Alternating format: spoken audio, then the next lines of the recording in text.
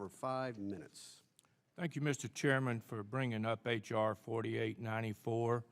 It's a simple little bill. It's only 5 pages, yet it's an important bill. As many of you know, for a long time, I've been concerned by the orderly liquidation authority created by Title II of the Dodd-Frank Act.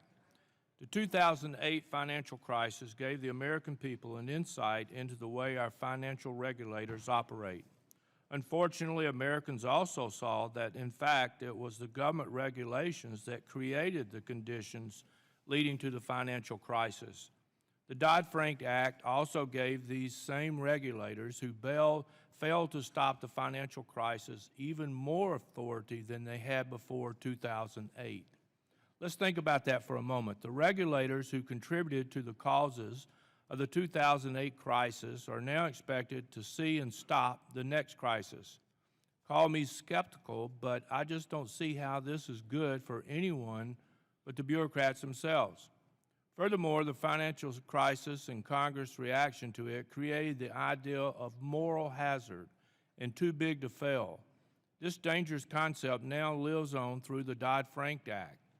When the government chooses to bail out some firms but not others, the government picks who wins and who loses. Title II and OLA codified too big to fail. Although some may argue that it is necessary for the government to step in and manage a liquidation process, I wholeheartedly disagree.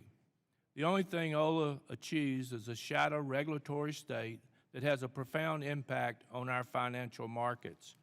The AIG bailout is a prime example of why Wall Street fares well with OLA and the Title II. AIG creditors and counterparties were paid off 100 cents on the dollar.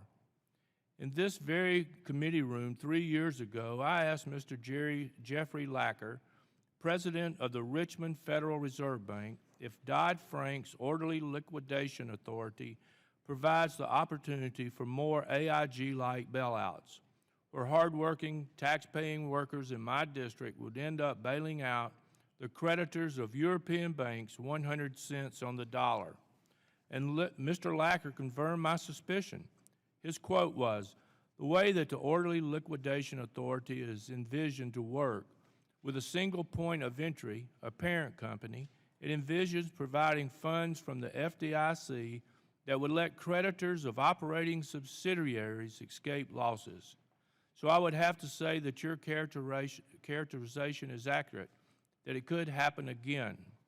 In fact, the FDIC's availability to access the orderly liquidation fund abandons the principles of a free market, which would normally not insulate creditors and investors from the consequences of their poor choices. Because of Title II, the too big to fail or large institutions have a competitive advantage that only contributes to these firms getting even bigger and small firms getting even smaller. Orderly liquidation authority within Title II of Dodd-Frank creates a distorted market and unnecessary option for the government to come in and take over a failing firm's liquidation process. This is why the repeal of Title II is necessary. This bill not only repeals what I believe is a misguided policy, but H.R. 4894 in its simplicity will also save American taxpayers money. It is Congress' distinct duty to provide a budget for the United States. Now the Financial Services Committee is acting alongside with other committees to put our money where our mouth is. If you believe, as I do, that Congress needs to lead by example and reduce out-of-control mandatory spending, then we must start here today with a legislation that will save taxpayers money not only for this fiscal year, but also for the next 10 years. This is exactly what H.R. 4894 will do. Initial CBO estimates of this policy show significant savings of $21.3 billion over 10 years.